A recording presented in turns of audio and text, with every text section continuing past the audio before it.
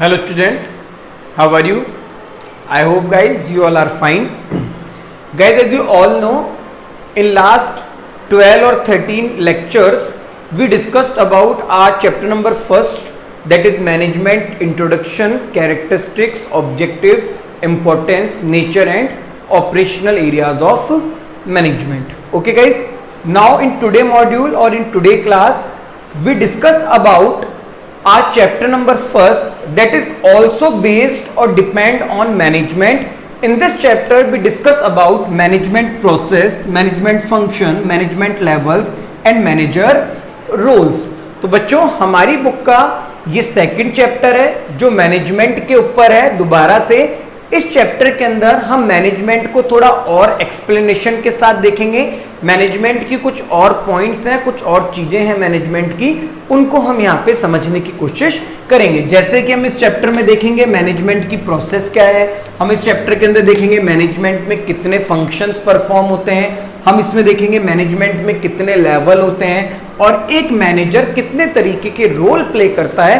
ये सब चीजें हम हमारे बीएसटी के चैप्टर नंबर सेकंड के अंदर देखने वाले हैं बिजनेस स्टडीज में। तो बेटा शुरू करते हैं चैप्टर को। आज की जो क्लास है हमारी उसमें हम यही देखेंगे कि इस चैप्टर में एक्चुअल में हमें पढ़ना क्या क्या है। जैसे कि आप सभी को बताया, एक फॉर्मूला हमारा हमेशा है कि पहले ये जान लो चैप्टर में पढ़ना क्या क्या है और फिर किसकी शुरुआत कर दो, नेक्स्ट क्लास से चैप्टर की शुरुआत कर दो। इससे हमें फायदा क्या मिलता है, इससे आप सभी को बताया ना, फायदा ये मिलता है कि एक माइंड में परसेप्शन एक क्रिएट हो जाता है और हम चीजों को स्टडीज जो कर रहे हैं टॉपिक की उसको इमेजिन करना शुरू कर देते हैं। तो आज के मॉड्यूल में केवल यही देखेंगे, चैप्टर नंबर सेकंड जो मैनेजमेंट पे डिपेंड है उसमें क्या क्या है। फिर मैं एक बार दोबारा से बोल देता हूं, फर्स्ट चैप्टर जो था उसमें मैनेजमेंट के इंट्रो के बारे में, जैसे एक ऑर्गेनाइजेशन को अगर गोल को अचीव करना है तो मैनेजमेंट चाहिए, मैनेजमेंट के कुछ कैरेक्टरिस्टिक्स थे उनके बारे में डिस्कस किया, मैनेजमेंट के 4 ऑब्जेक्टिव थे, प्राइमरी, सेकेंडरी, पर्सनल, सोशल, उनके बारे में हमने डिस्कशन किया, मैनेजमेंट के जो इंपॉर्टेंस थे उनको हमने डिस्कस किया। सबसे अच्छा टॉपिक था नेचर ऑफ मैनेजमेंट, जिसमें थियो हेमन और स्टेफन रॉबिन की लड़ाई हुई, कोई फेवर में था कोई अगेंस्ट में था, वो हमने डिस्कस कर लिया। फिर हमने ऑपरेशनल एरियाज ऑफ मैनेजमेंट को डिस्कस कर लिया था। क्लियर है। अब चैप्टर नंबर सेकंड में क्या पढ़ने वाले हैं, देखो चैप्टर नंबर सेकंड में सबसे पहले पढ़ेंगे मैनेजमेंट एज अ प्रोसेस, कि मैनेजमेंट क्या है, प्रोसेस है। और इसके बारे में मैं फर्स्ट चैप्टर में बता चुका हूं कि management is a process in which we can perform different function for achieving the goal. वही बात हो गई थी कि मैनेजमेंट एक प्रोसेस है जिसमें डिफरेंट फंक्शंस को परफॉर्म किया जाएगा एक कॉमन गोल को अचीव करने के लिए। अब यहाँ पे क्या लिखा है, यहाँ पे लिखा है कि management is a dynamic process, ये भी हमने डिस्कस किया है, बदलता रहता है वक्त के साथ। Management is a continuous process, लगातार चलने वाली प्रोसेस है। Management is a pervasive process, pervasive का मतलब बताया था यूनिवर्सल, सभी जगह, सर्वव्यापी। तो कुछ ऐसे पॉइंट्स आएंगे जिनके बारे में हमें एक्सप्लेनेशन पढ़ना होगा। एक्चुअल में इसमें एक्सप्लेनेशन आपने लास्ट चैप्टर के अंदर डिस्कस किया है, सिमिलरली वही सब कुछ आपको यहाँ पे लेके चलना और यहाँ पे उनको लिखना है। हमारा जो चैप्टर नंबर सेकंड है उसके मेन टॉपिक फंक्शन से शुरू होते हैं। कहां से शुरू होते हैं, फंक्शन से। फंक्शन, जब मैनेजमेंट किया जाता है तो ऑर्गेनाइजेशन में कितने फंक्शंस परफॉर्म किए जाते हैं, उन फंक्शंस की हमें बात करनी है। अगर ओवरऑल फंक्शन की बात करें तो टोटल नंबर ऑफ फंक्शन 10 है जिन्हें परफॉर्म किया जाता है, बट उन 10 फंक्शंस को 2 कैटेगरी में डिवाइड किया है। कितनी कैटेगरीज में, function are classified into 2 categories. First one is a primary function and another one is a secondary function. पहली जो हमारी कैटेगरी है वो प्राइमरी फंक्शन की है और दूसरी जो हमारी कैटेगरी है वो हमारे सेकेंडरी फंक्शंस की है। क्लियर है। अब प्राइमरी फंक्शन तो सेकेंडरी फंक्शंस का मतलब क्या है, प्राइमरी, प्राइमरी का मतलब होता है प्रमुख यानी मेन, जिन फंक्शंस को परफॉर्म करना मैंडेटरी है, जरूरी है, कंपल्सरी है। बट सेकेंडरी फंक्शन की बात करें तो ये वो फंक्शन होते हैं जिन्हें as per requirement, as per need perform किया जाता है ऑर्गेनाइजेशन के अंदर, आवश्यकता पड़ने पे जिन्हें परफॉर्म किया जाता है। देखिए किसी बिजनेस को शुरू करना है तो प्लानिंग करना जरूरी है। अब हमें यह समझना होगा प्लानिंग क्या होती है। प्लानिंग का मीन्स होता है deciding in advance what we do in future, advance में डिसाइड करना कि हमें फ्यूचर में क्या करना है।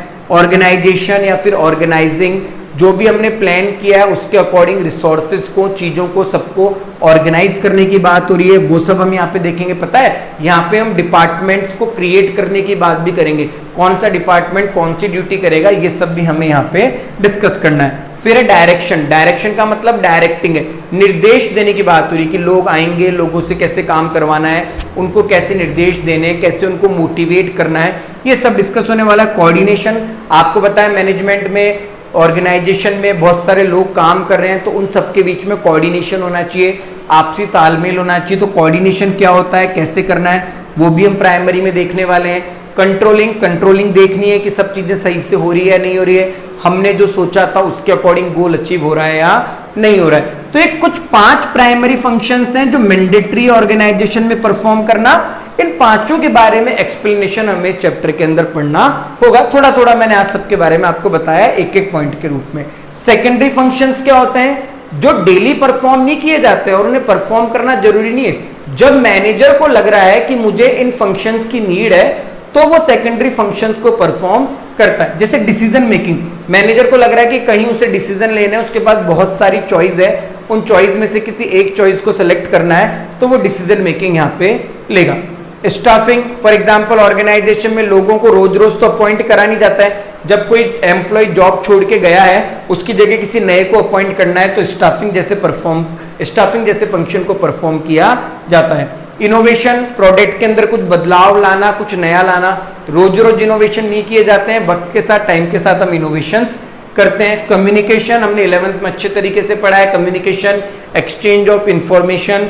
रिप्रेजेंटेशन, कहीं ना कहीं अपनी ऑर्गेनाइजेशन को रिप्रेजेंट करने की बात हो रही है। तो सेकेंडरी फंक्शन नीड पड़ने पे परफॉर्म किए जाएंगे, बट प्राइमरी फंक्शन आपके कॉमनली है, कंटिन्यूसली है, सारे हमेशा परफॉर्म होते रहेंगे। तो फंक्शंस में से इंपॉर्टेंट क्वेश्चन बोर्ड के अंदर बनता है, लगभग 2 या 4 मार्क्स के वेटेज के आसपास इसमें से क्वेश्चन आपसे पूछा जाता है। 10 फंक्शंस हैं, 2 कैटेगरी में बटे हैं, प्राइमरी और सेकेंडरी। एक्सप्लेनेशन देखेंगे आने वाली क्लासेस में।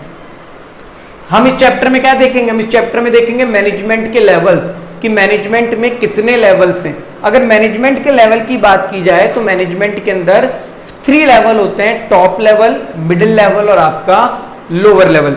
टॉप लेवल, मिडिल लेवल और लोअर लेवल से क्या मतलब है कि ऑर्गेनाइजेशन में जितने भी लोग काम कर रहे हैं, चाहे वो मैनेजर रैंकिंग के हैं, वो 3 लेवल के अंदर आते हैं, टॉप लेवल के अंदर, मिडिल लेवल के अंदर और लोअर लेवल के अंदर। जो कंपनी के सीईओ हैं, कंपनी के सीओओ हैं, chief executive officer, chief operational officer, president, vice president, ये सब क्या है, टॉप लेवल के लोग हैं। किसके लोग हैं, टॉप लेवल। ये किसमें आते हैं, टॉप लेवल में। जितने भी ब्रांच मैनेजर हैं, जनरल मैनेजर हैं, ये सब किसमें आते हैं, मिडिल लेवल के अंदर आते हैं, समझ रहे। और लोअर लेवल के अंदर फॉरमैन, सुपरवाइजर, ये जितने भी हैं वो सब लोअर लेवल के। तो इसमें हम क्या पढ़ने वाले हैं कि जितने भी लोग काम कर रहे हैं वो कौन कौन से लेवल के अंदर आते हैं, वो सब हम यहाँ डिस्कस करेंगे लेवल ऑफ मैनेजमेंट में। क्लियर है। अब जो ये मैनेजर मैनेजमेंट कर रहा है वो ऑर्गेनाइजेशन में कितने रोल निभाता है, वो ऑर्गेनाइजेशन के अंदर वही 10 रोल्स प्ले करता है, मगर उन 10 रोल्स को 3 कैटेगरी में बांटा गया है। कितने रोल प्ले करता है, 10 रोल प्ले करता है, और उन 10 रोल्स को कितनी कैटेगरी में बांटा गया है, 3 कैटेगरी में बांटा गया है। पहली कैटेगरी है इंटरपर्सनल, दूसरी कैटेगरी इंफॉर्मेशनल, तीसरी कैटेगरी डिसीजनल। ध्यान देना, फंक्शन भी 10 है मगर 2 कैटेगरी में बटे हैं, प्राइमरी और secondary. Need daily to perform as per the requirement. Roles भी 10 है, 10 तरीके के रोल होते हैं, entrepreneur, negotiator, disturbance handler, liaison, figurehead, spokesperson, monitor, ये सब क्या है, रोल हैं। किसके, कहीं ना कहीं हमारे एक मैनेजर के। मगर उन रोल्स को 3 कैटेगरीज में डिवाइड किया गया है, इंटरपर्सनल, इंफॉर्मेशनल और डिसीजनल रोल। इंटरपर्सनल क्या होता है, एक मैनेजर लोगों से जुड़ता है, चाहे वो लोग ऑर्गेनाइजेशन के बाहर हैं, चाहे वो लोग ऑर्गेनाइजेशन के अंदर हैं, वो क्या है, आपका इंटरपर्सनल रोल है। इंफॉर्मेशनल रोल, ऑर्गेनाइजेशन में जो भी हो रहा है उससे रिलेटेड जानकारी को इकट्ठा करना, ऑर्गेनाइजेशन के बाहर क्या हो रहा है उससे रिलेटेड जानकारी को इकट्ठा करना सॉरी, ऑर्गेनाइजेशन में लोग कैसे काम कर रहे हैं, कैसे काम नहीं कर रहे हैं, उसके बारे में जानकारी को इकट्ठा करना, लोगों तक जानकारी को पहुंचाना, इंफॉर्मेशन को पहुंचाना, ये सब किस में आता है? आपके इंफॉर्मेशनल के अंदर आता है। किसके अंदर आता है? इंफॉर्मेशनल के अंदर आता है। मैनेजर इंटरपर्सनल रोल प्ले करता है। इंटरपर्सनल वाली कैटेगरी क्या कहती है? कि वहां वो लोगों से रिलेशन बनाता है, लोगों से जुड़ने की बात करता है। क्लियर है? इंफॉर्मेशनल, जब वो लोगों से जुड़ जाता है तो ऑर्गेनाइजेशन के बाहर क्या हो रहा है उस जानकारी को इकट्ठा करना, ऑर्गेनाइजेशन के अंदर क्या हो रहा है उस जानकारी को इकट्ठा करना, और ऑर्गेनाइजेशन के अंदर जो लोग हैं उन तक वो जानकारी पहुंचाना, ये इंफॉर्मेशनल रोल होता है उसका। इसमें वो अलग अलग तरीके के रोल प्ले करता है, जैसे वो स्पोक पर्सन भी होता है, जैसे वो मॉनिटर का काम भी करता है। क्लियर है?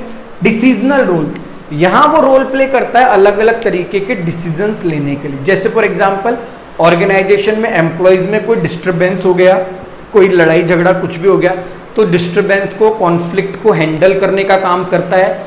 ऑर्गेनाइजेशन में कुछ नया करना है, कुछ इनोवेटिव करना है, तो उस नए और उस इनोवेटिव से रिलेटेड कोई डिसीजन लेना है, तो वो भी वो यहाँ पे रोल प्ले करता है। अगर ऑर्गेनाइजेशन के अंदर रिसोर्सेज लाने हैं, रिसोर्सेज कहाँ से आएंगे, तो वो रोल भी यहाँ पे डिसीजनल के अंदर वो प्ले करता है। तो रोल्स के अंदर 10 है, मगर इन 3 कैटेगरीज के साथ हमें उन्हें पढ़ना होगा। जैसे इंटरपर्सनल में 3 कैटेगरीज हैं, इंफॉर्मेशनल में 3 कैटेगरी है, डिसीजनल के अंदर 4 कैटेगरी। हर एक कैटेगरी में से आपका क्वेश्चन पूछा जाता है आपके बोर्ड एग्जाम में। क्लियर है बेटा?